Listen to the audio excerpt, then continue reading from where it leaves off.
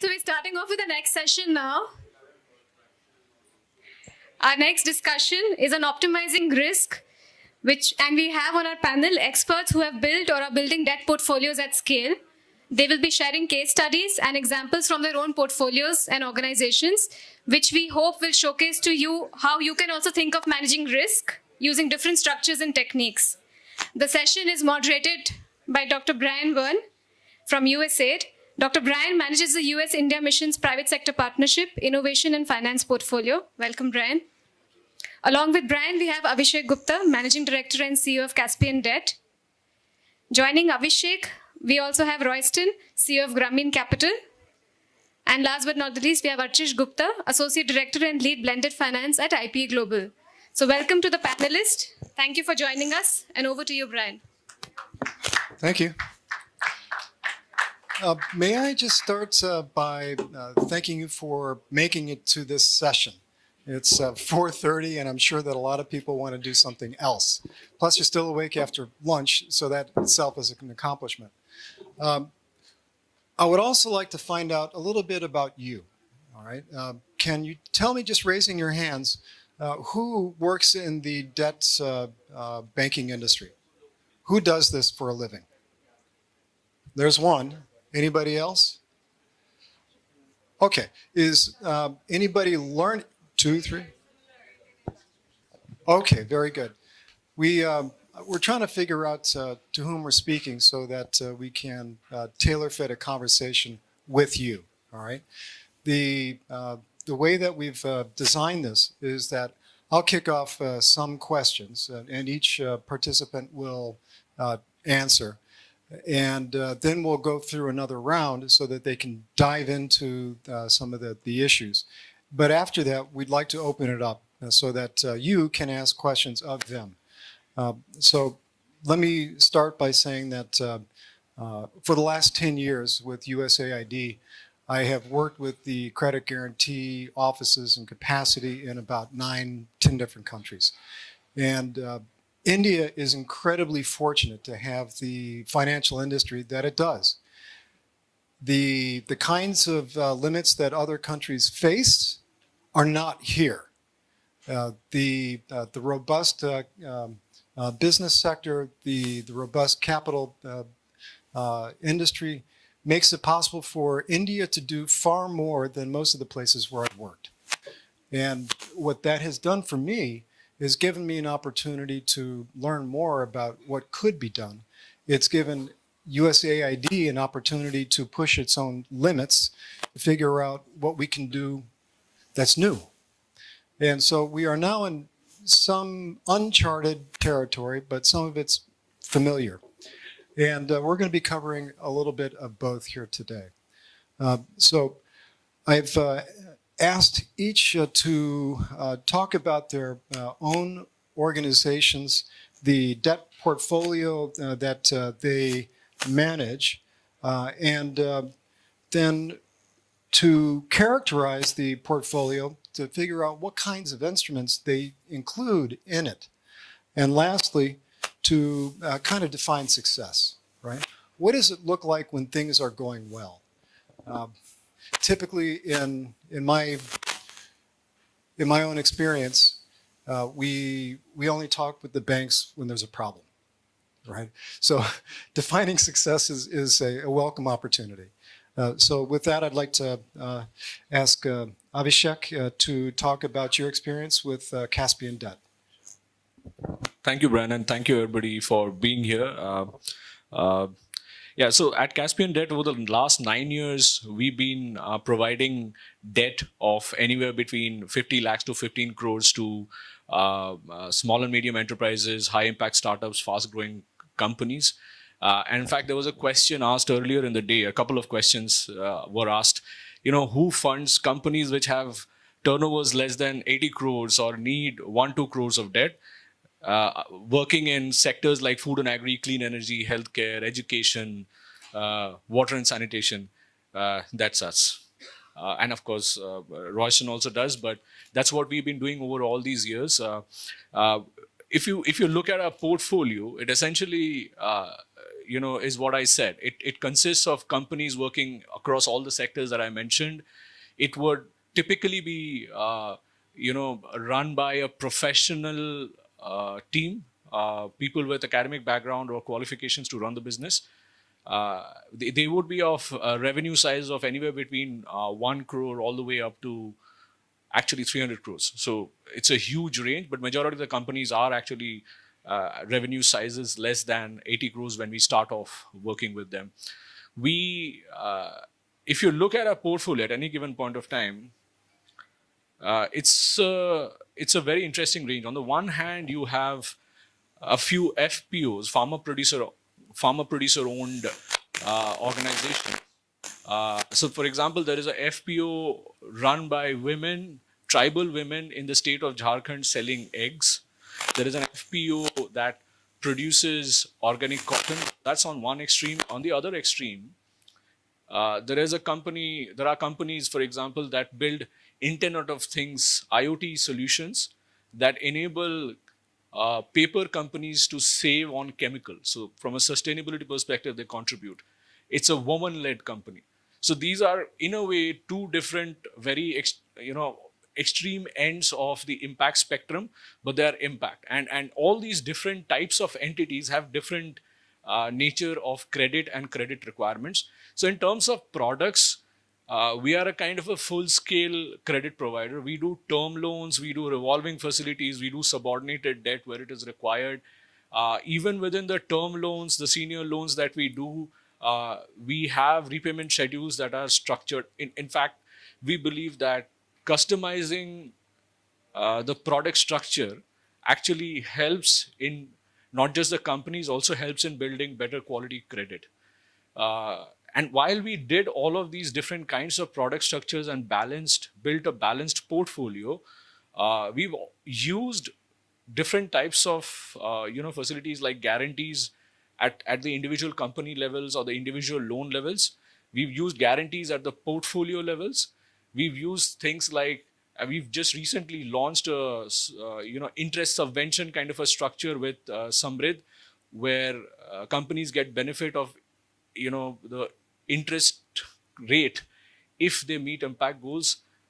What we've also done is we've actually built our balance sheet blending capital from multiple sources. So our shareholders are DFIs, folks like FMO, SIDBI are our shareholders. We've got Triodos, which is an impact investor. We've got DFC, which has given us a long-term loan, which is the US DFI. So DFI is impact investors, and then we have borrowed capital from pure commercial Indian domestic banks. And we are not priority sector, so nobody's interested in us, but they still have funded us because of commercial reasons. So in a way, what we've done is we've kind of created a balance sheet that combines capital from different sources for us to enable to create a portfolio that has the kind of variety that I just spoke about. FPOs run by tribal women on one hand, technology companies run by women on the other hand, and so many other things in between. Companies where we start off relationships at a small size of maybe 1, 2, 3, 4 crores, but they grow up to a size of 300 crores along with us. So that's broadly what we've been doing. To answer your second big question on what success is, my personal opinion is if it's a credit business, success is portfolio quality. And there's nothing else. How fast you're disbursing matters less than how much you have collected.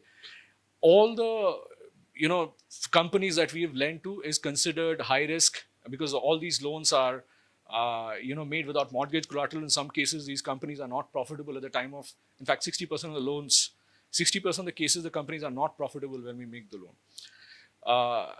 All these companies are considered high risk, early stage, and not looked at even by many DFIs or impact investors. So those are the kind of cases that we are funding.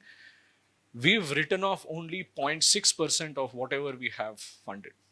So that's a much lower number compared to what you see in the conventional market. So that is number one. As far as success metric, I would say, and we've done it profitably. We've not burned cash. We've been profitable right from the first day. So good credit quality while being profitable, while doing it with profitable operations is according to me, the success factor one. The second success factor is the variety and depth of impact that you can create. At the end of the day, we are not a conventional credit provider. We are an impact credit provider. So for us, it is important for us to have not just the technology, cool companies, but also the companies. I'm not saying that they don't create impact. They do create impact. But there is also this case of highly underserved FPOs that are not being served. So we want to build a portfolio that consists of all this different variety. I consider that as a success factor. The third success factor is retention rate, not just of the clients that we fund. How many of them are coming back and taking loans from us?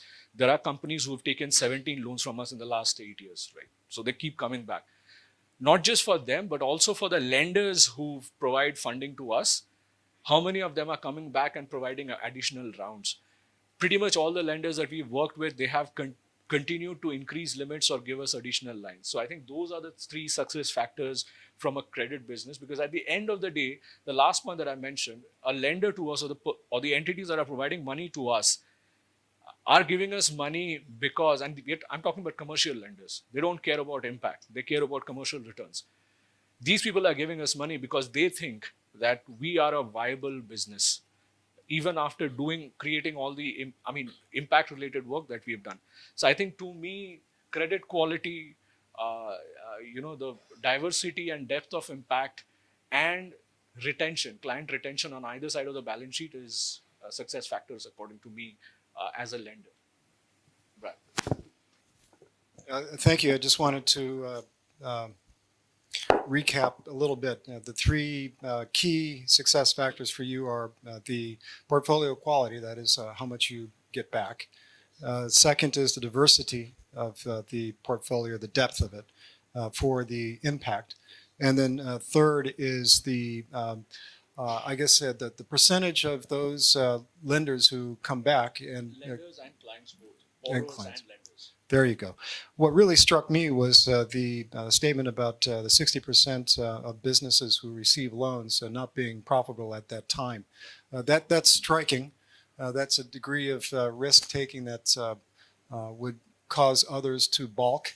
And I'm interested to know much more about that as you talk about how you construct that portfolio and manage it. May I ask Royston to introduce your own company and as well as answer the other questions? Thank you. Let me start with the last one first. Success for me is speaking before him the next time. He has everything covered. Anyway, so I think but really I'm just sort of harking back to where we defined success as an impact sector a few years ago. And for us, that litmus test was microfinance. The ability for us to bring mainstream capital in for microfinance was that demonstration of success. And 3 or 4 things were pivotal to that. One was microfinance included in priority sector lending. If we can get impact debt, SDG financing in priority sector lending, that is success. The second one was an MFI NBFC category that was created, which had a much more enabling regulation for this category of NBFCs. So if Caspian, if Grameen Impact, and if others are able to get a new category of an NBFC, which makes banks lend to us much more attractive, then that is success for us. Success is much beyond, my portfolio size, my PAR, my recovery rates, my collection. It is about how do I crowd in capital to the base of the economic pyramid. If success is, when a social stock exchange is up and running and 4 weeks ago, SEBI sent a notification, then Avishek's products put on that stock exchange, my products listed on the social stock exchange, that for me is success. So how do we move the needle beyond success of my organization, success of my portfolio, to seeing SDG financing, impact debt as being part of what the government sees as a priority? RBI should be talking to me and saying, how do I bring more financing to you? Tell me. Government of India should be talking to me and saying, how do I help you to help development indices? Tell me. If India today is looking for the next 12 months to be the G20 host, then 4 days ago, Antonio Guterres in a public forum when releasing the Human Development Index said that we need to save the SDGs. I mean, how catastrophic a comment is that? That we are sitting halfway through. 2015, the SDGs were signed, 193 countries, Agenda 2030. Exactly 7.5 years have finished. And we are nowhere near reaching the Agenda 2030. The role that impact debt entities like us can play in helping the nation to meet its objectives is something that we have not articulated well enough. We should not be sitting in the basement here trying to say why we are the next best thing since sliced bread. They should be sort of beating their paths to us and saying, this is the coffers that we are opening to you. Take as much as you want and replicate the finance success that you did with microfinance. Why are we not in that situation? Who is not listening? Because clearly, if they are listening, they would be here today. So someone's not, needs to connect those dots and say, this is landmark in the way no microfinance grew because of equity. It did, but not in the dramatic fashion it did. It grew because of debt, because of leverage that banks were able to provide, because of priority sector that banks were required to attend. So how do we bring that level of focus? And then to talk about 0.6% loss. We've had not a single rupee lost on our SDG impact bonds. And that's the quality of portfolio, and that's the type of due diligence that we do on our portfolios. Despite COVID, we're talking these numbers. So, how do we really build that narrative for people to understand how critical impact debt is? And someone talked in the previous panel that we're getting the basement and next time, hopefully, the ballroom. I think next time we should be sitting in North Block and doing this and telling the government, you guys need to, and if G20 is here and, Trudeau is reaching out to us saying, can Canada do an impact bond with Grameen? And, Biden, Harris is talking about women's empowerment and clean energy. The rest of the world is noticing what India impact debt is doing, but not India. Something's not adding up. And so I think that's where people like you, Bryan, USAID and others, can sort of move that narrative forward. I know ISC is doing a great job, have now created a report on debt and impact debt, but there's lots more to be done. It's a $6 trillion gap for SDG financing. 30 trillion is the global number pre-COVID. That could be probably 50 trillion if you add up everything that's going to take additional time for. So it's much bigger than we imagine. It's sort of a good way to end these 2 days that, a lot has been done, a lot more to be done. We'll talk more about de-risking later. So as Royston mentioned, success for him is to speak before Avishek. For me, success is I'm already successful, so I'm already speaking beside both of them. Let me give you a brief background about SAMRIDH because I think we are the new child in the room right now. So it's been around 2 years since this blended finance facility was created.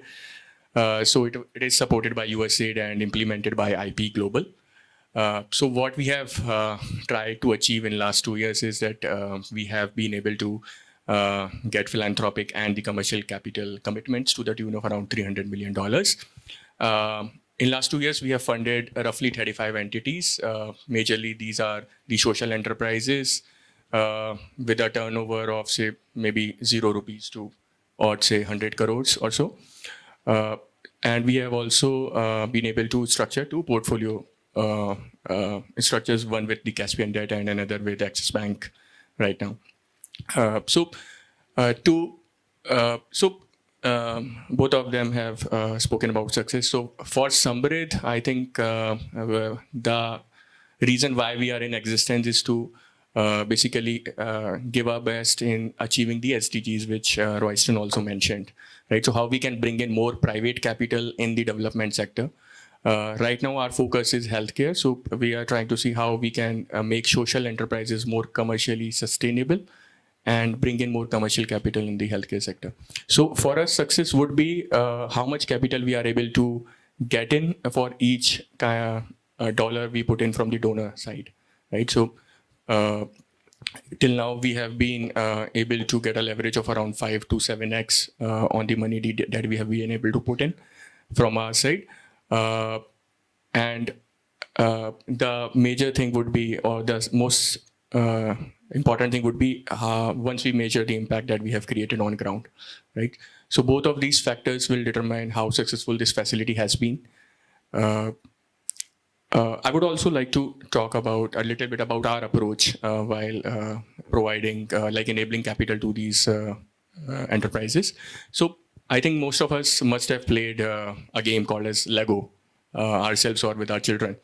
So in Lego, we use different blocks and try to achieve an outcome out of it, right? So here at SAMRIDH, we are trying different structures, like it may be zero coupon loans, or it could be a first loss guarantee or partial risk guarantee by which we can enable direct capital from the likes of Caspian or Grameen or maybe Axis Bank or so. We have done structures like viability gap funding, which de-risk a particular project and make it more viable. Say, for example, if a hospital wants to set up another, say, hub in a tier 2, 3, 4 town, but it cannot service the initial interest during first 2 years. So can we do something to make that happen? So we have done structures like these over the last 15 months. But one of the different structures that we have tried, like we have all seen credit guarantees in last 10 years, 15 years, right? But what we have tried our hands is portfolio level social success note that we have created, one with Axis Bank and another with Caspian Debt. So with Caspian Debt, what we are trying to do here is Caspian will be giving a loan worth, say, $3 million to a portfolio of entities. These could be 8 to 10 entities from different healthcare subsegments. These could be, say, primary healthcare entities or medical devices. So assessing entities is we are leaving it to Caspian as far as credit risk is concerned, right? What we are essentially doing is, can we make the debt more affordable for these social enterprises, because they find 14 to 17% as quite high, right? So they are afraid to take debt on their books at an early stage. So what we are trying to do here is we have created this portfolio. Now we are parking the funds with Caspian Debt, right? Our monitoring and evaluation team is working closely with these entities. So as long as they fits our SAMRIDH mandate of providing the healthcare services to the vulnerable population, we take into this particular pool. The monitoring and evaluation team works closely with these entities to monitor the target outcome indicators. So how do we define these target outcome indicators for such a pool of entities? So here, we have devised different kind of standard metrics for the kind of entity it is. We are still trying. So, for example, if it is a healthcare facility, so a good proxy to serve the vulnerable population could be what percentage of patients are from the government schemes also. So if the entity is serving, say, 20% of those patients right now, we assign them a target of, say, 30%, increase it by 30% over the next 12 to 18 months or 2 years. As long as they are able to achieve those, the subsidy is transferred, which is measured by the monitoring agency. So structures like these help bringing quality healthcare to the masses, and at the same time, the entities get access to affordable capital, right? How it helps financial institution is, I guess, they get access to different new kind of entities which otherwise were not borrowing, right? Also, for philanthropic institution, it's like high impact per dollar that they are able to get. So under this kind of a structure, and anywhere we can get a leverage of around 25 to 30x on the philanthropic pool, and of course, large impact on ground. So success for SAMRIDH, I would say, is to see it will be in two terms. One is the impact on ground, and second is can it become mainstream, right? So why should capital be subsidized for these kind of entities, right? So ultimately, after, say, 5 years, if these SMEs can avail credit at, say, 8-9% or at competitive rates, that would be like success for a blended finance facility like us. Congratulations. Yes. I would like to follow up, actually. I'd ask Royston to follow up by explaining how it is that you first structure the debt portfolio and then manage it, and whether or not most of the debt that you are issuing is in collaboration with organizations that provide technical assistance.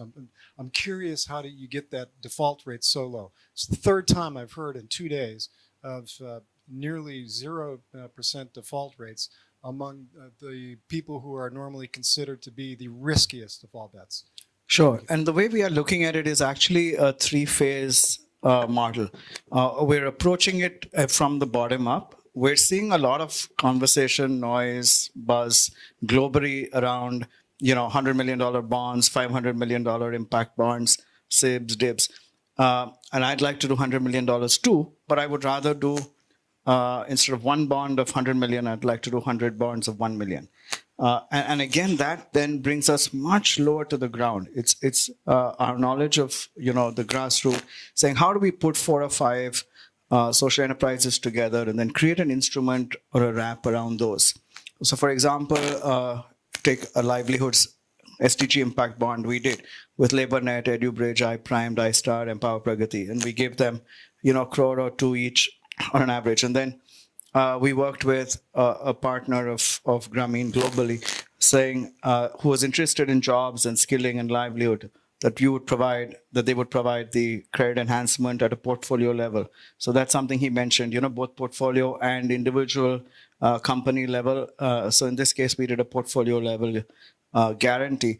And what we are actually really wanting to move the envelope on is to find a way to incentivize impact, like he mentioned, but not necessarily, trying to force people to understand that needs impact.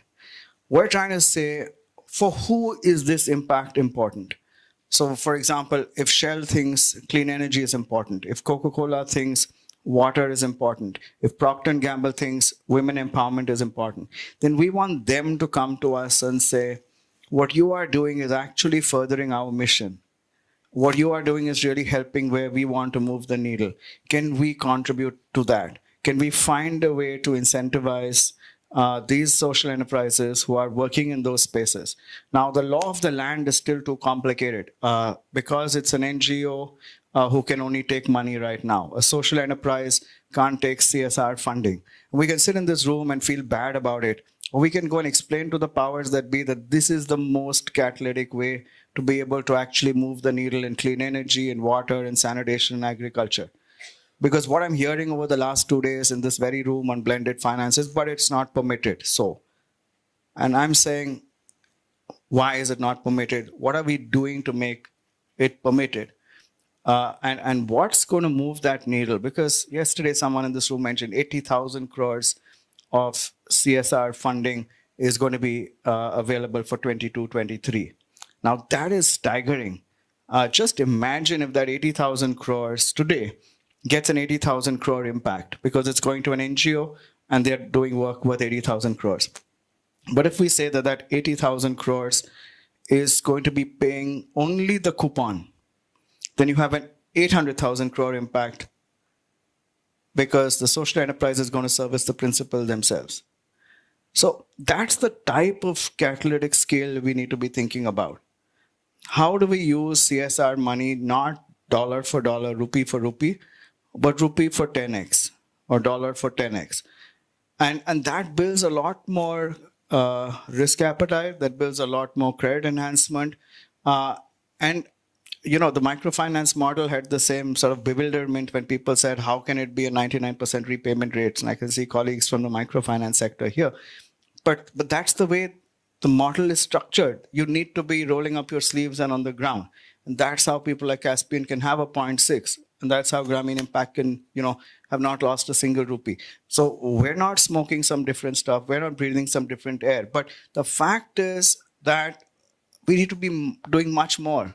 So how do we build those enabling pipes to be able to create pools of capital, pools of guarantees, pools of outcome funding, pools of core investors? That's phase one, is when I want to do a small $1 million. The second phase is to do 10x of that and get co-investors. And phase 3 is 100x and put it on a social stock exchange. So that path has to be there. And we need to build that ecosystem in a very thoughtful manner. So that's the plan. Can I ask if you're sure you want him to speak? After me, anytime. I'd rather do it after. No, it's your turn, please. Please tell us how you structure your portfolio and then manage it. Yeah, so very complicated question. So,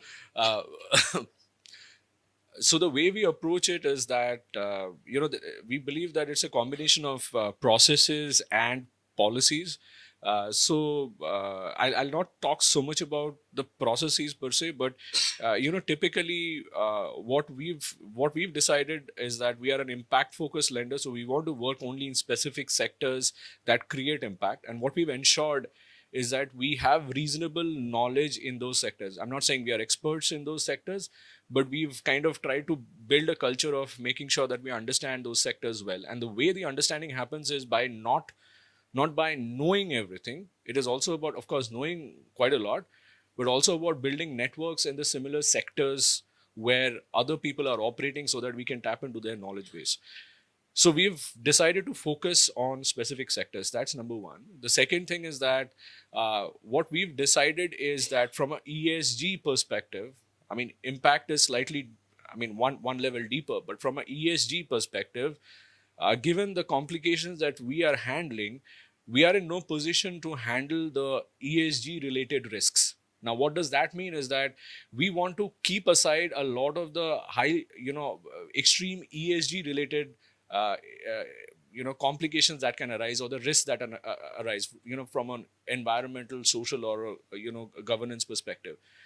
So we work with a very extensive exclusion list, and that's also partly because our shareholders are DFIs, our largest lenders are DFIs. They have helped us align us with the ESG exclusion list. So focus sectors filtered through the exclusion list. Then we put the companies through a process of rigorous due diligence, which is multi-stage, but primarily focused on how well run the business is. In summary, even if it is not profit making, the loss making status should not be because the business is in stress. It is because it's a conscious choice. It's a part of the strategy, because these kind of companies would have raised venture capital and they want to focus on growth, but the business model is clear. We don't work with companies where the venture capital is being raised to figure out the business model. We don't work with such companies. We work with bootstrap companies, and we work with FPOs where the profitability is clear, cash flows are clear. So a rigorous due diligence process focused on core business potential, looking at the future. We are not typically like banks who would say the past will decide the future. We know that the past will not decide the future. So it's slightly forward looking. The next thing is customize or structure the products. I think I mentioned initially that we customize our product offerings very heavily to the customer. On one side, it meets the requirement of the customer, but more important than that, it actually builds a stronger or a better quality credit portfolio, which is not intuitive, but that's how it happens. Just to give you an example, if it's a seasonal agri company or a seasonal education company, they have cash inflows only during 4 months of the year, and you expect the company to repay the loan an equal monthly installment loan. It doesn't make sense. There are months during which they don't have cash inflows. How are they going to repay the loan? So can you structure the loan in a way that most of the repayment happens during the months that they have more cash inflows? So that's structuring. The last thing, kind of a combination with structuring, is that like I said, we have access to guarantees and support of different types of investors. Use that to build a more robust portfolio so that we can then attract further capital, more commercial forms of capital to be interested in providing us the capital so that we can deploy more. The last thing is early warning signals based portfolio risk management. It is a reasonably high touch model. So we are able to risk classify companies across different risk buckets.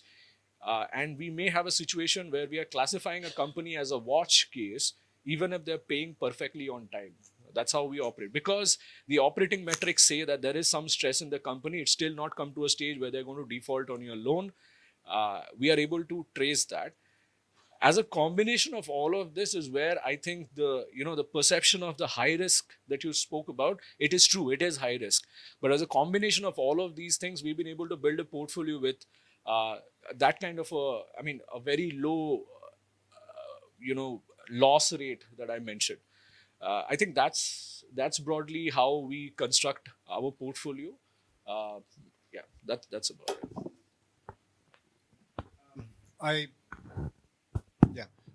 Thank you for all of that. I note that it is now 5:25. We're already over time. 10 more minutes? 15? Excellent. Thank you. Okay. Would anybody like to ask questions of our panelists? I'm sure that there must be lots of things that you would like to know. Please.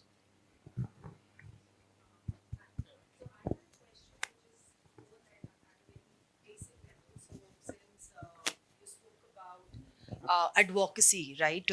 So if given, if this was a setting and where you were sitting with the finance minister and the who's who from the government, what would be those 5 simple things of advocacy that you would have done for changing or creating an enabling environment for blended finance in the country? I'll just do one thing. Yeah. I will scrap all the items under priority sector, all the items under CSR list, all the items under SEBI's SVCF, and replace them all with the UN's 17 SDGs and 169 indicators.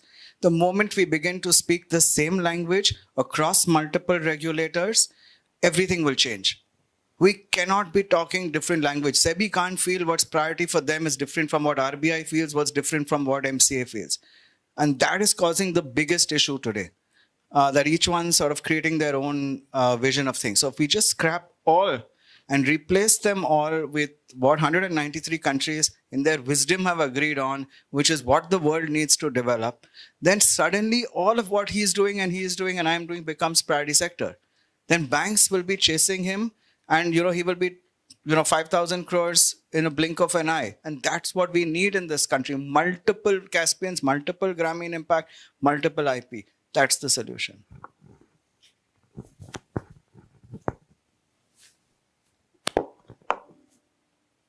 Additional questions?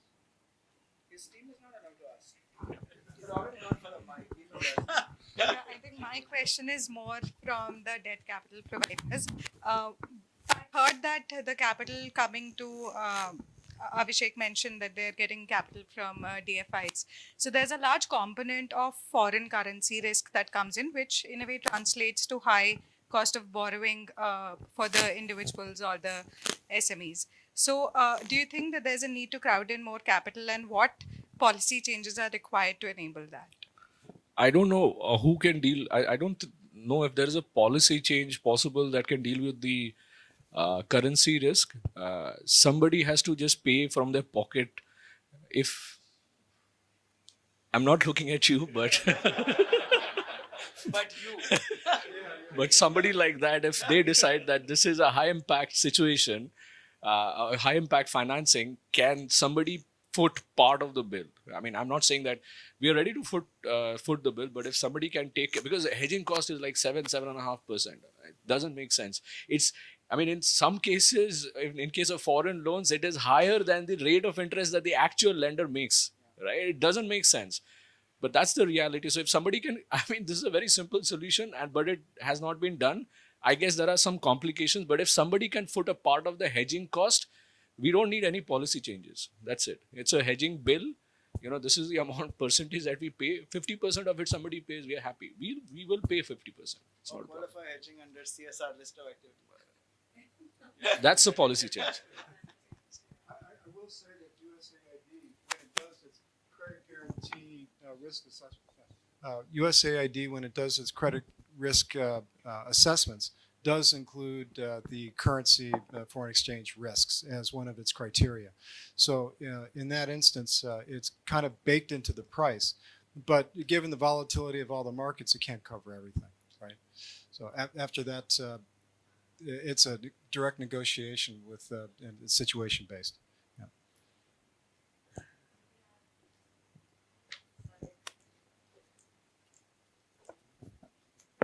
This is again more of a question for the debt capital providers.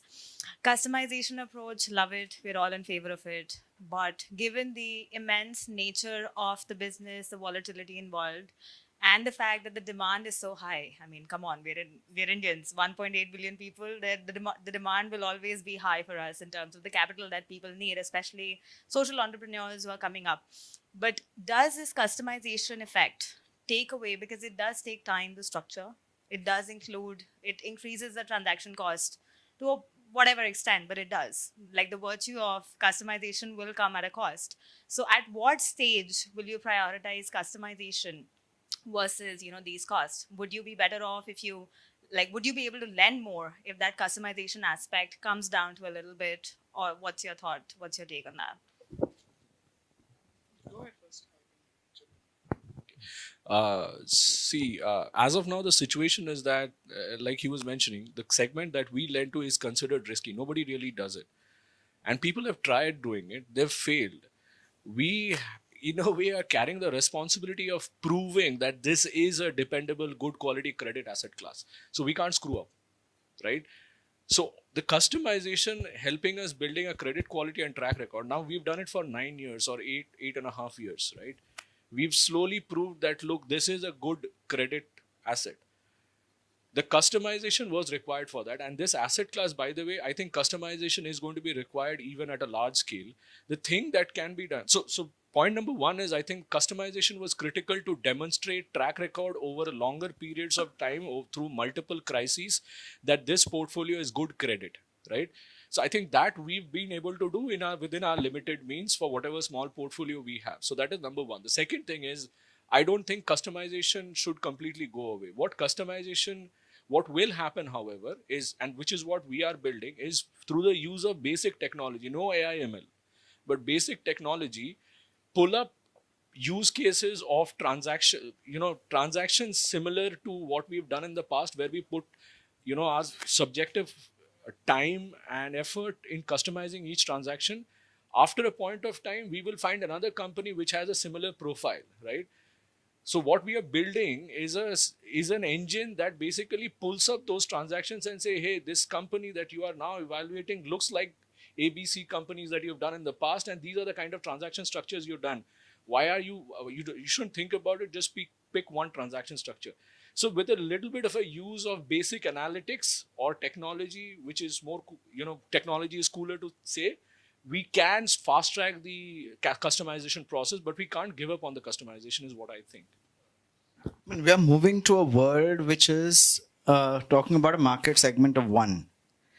So you like this color, you like this cut, that's why you get your shoes in this fashion. That's the world is moving to that. So how fast we can use, AI, ML, other pieces to be able to design products is going to really be the differentiator. I mean, I'm thinking 4 years ago when we were launching our SDG impact bonds, the average at that time was 3 years to do an impact bond. And we said we will do it in 3 months. So, and we did them, 7 or 8 in a row every 3 months. So that, I think, is the ability to be able to tweak simple things in the process. We don't have to find the perfect outcome funder, impact investor, implementing partner, evaluating agency before we disburse the first rupee. Because in that circus, 36 months have gone. Let's put our money where our mouth is. We'll put our own money. We will get the implementing partner, start the project, and then, we will find someone along the way. So there has to be a leap of faith. Someone has to be able to take that risk. And, if there's a way to do it, if you want to. Royston, I have a challenge for you. You have reduced it to 3 years to 3 months. Can you create a technology platform where 100 bonds are happening simultaneously? Why it should take 3 months? It should take 3 minutes. Which is the whole plan of creating an SDG bond factory. That's exactly what I want to do, is to create a cookie cutter where we are able to say every single enterprise, which is why we need to have these enabling policy pieces alone. I mean, I can't just sort of wave a wand or win a Nobel Prize, though we have a history of doing that. But, because suddenly everyone takes notice. Suddenly microfinance became cool after, Grameen won the Nobel Prize in 2006. But why do we want that stage to happen when it's possible? So it's, it's possible if we have those three pieces changed. If we have priority sector, if we have CSR, and if we have SEBI's SVCF tweaked to reflect the SDGs, we can do it in 3 minutes. Thank you all for participating and commenting. I'm being told that it's almost sundown in Thailand, so we should probably wrap it up. Which can we take 2 more questions? 3 more. One more question. Who's got it? Please. No, so I think partly it got answered, but I mean, I love this SAMRIDH healthcare blended facility. It ticks many boxes. My question really was, how does one replicate it in other sectors? And I mean, I saw your report where it is you've raised 300 million. It's still to be deployed. So there you got much more than what your pipeline was, which looks as if like it's a grand success. What will it take to? I mean, it looks as if funding was not an issue, right? I mean, was it? I mean, on the philanthropic capital side, yes. So as we live in this world, so this world is full of constraints, right? So philanthropic capital is a very scarce resource. How to use it effectively is what we are trying to work on. So out of these $300 million, roughly $30 to $35 million is the philanthropic capital, out of which we have deployed around $15 million and get a leverage of up to $100 million or so. So while rest is yet to be deployed, but I agree with you. So we are now working to templatize each of these structures, right? So which can be replicated across sectors, across geographies. You never know. So we are already doing that work, and but it will take say 100 SAMRIDHs, right? So to achieve what we want to, if across sectors or maybe across. So because problem is that the problem is very localized right now, right? So we have to work, or so to answer her question as well. So we have to build customized solutions for each and every kind of problem. The only thing which can work out is the speed in which we can do so, right? So, and as Royston mentioned, so technology would be one of the pillar, or AI-based solution like Avishek mentioned. If we can bring that into our work, that could really fast track it. So I guess we really do have to wrap it up. I would invite those people who have questions to come up and talk with us. We'll try to answer your questions. I would like to say that the sense of what I'm hearing is that we have the one-to-many problem, that your success is based upon your knowledge of the markets and the due diligence you do on the prospective borrowers. And in some instances, knowing what industry they are in gives you a high degree of certainty about what they can afford. And knowing those businesses tells you how much they need, right? So you don't provide too much. And when they have to pay, right? When they can pay. But the access to capital is still a large problem because you still have to incur all the transaction costs to create the instruments, find those who are interested, structure the deals, and then make sure that everything appears and is meeting a lot of the SDG, ESG requirements that are not standardized, right? So there is going to be a lot of work that has to be done on capital procurement, the entrepreneurial technical assistance to strengthen those skills, as well as the regulatory regime that defines the rules for both capital as well as business. So with that, we have lots of work to do. So I invite us all to get with it. Thank you.